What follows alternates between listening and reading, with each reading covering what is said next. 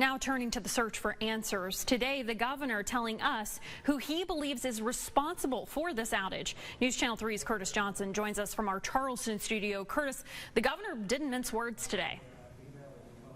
No, Sarah, he really didn't. The governor was clear about his expectations for this investigation and who should pay for the damage. Hundreds of neighbors on Charleston's west side spent another day without natural gas after officials say a water main break infiltrated a gas line, the affected area stretching from Patrick Street to Pennsylvania Avenue. West Virginia American confirming to WSAZ Tuesday that a water main break happened Friday on the west side. But beyond that, only saying they are unable to provide comment regarding assumptions or speculation on how the gas outage may have occurred. When I reached back out Wednesday after a lawsuit had been filed, a spokesperson said they were unable to provide comment on matters of litigation. The governor declared a state of emergency Wednesday, and in his press briefing Thursday, praised Mountaineer Gas Company for its response. Now, really and truly, we can say what we want, but Mountaineer Gas has really stepped up. They've done an amazing job. He also spoke about what he's learned about the incident. When it blew apart, it basically blew a hole in the gas line. So I asked the governor about the mounting issues. Governor, this is the second time in just a few months that you and I have talked about infrastructure issues related to West Virginia American Water. First, we talked about faulty hydrants and now claims that a water main break, as you said, caused a natural gas outage to 1,100 customers. All of this as West Virginia American seeks 2 bill increases, a cost that has doubled since 2005. This while customers also are paying among the highest rates in the country. So my question is, have you had any conversation with West Virginia American Water? What type of action would you like to see from the Public Service Commission? And how can the state ensure issues like faulty hydrants and this week's disaster do not result in even higher rates on consumers to fix the issues and to potentially settle lawsuits related to the matter?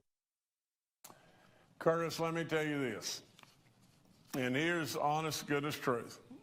You know me, I'm going to tell you to the very best of my abilities what I know is the truth. Too many times when folks are contacting, the water company, what is happening is the water company is saying, and here's their response. Well, we can't talk about that, or we don't have any comment on that because that's a legal matter and everything, and right now we have no comment. And literally, what is happening, Curtis, you're dead on the money. It seems like their pricing has gone through the roof.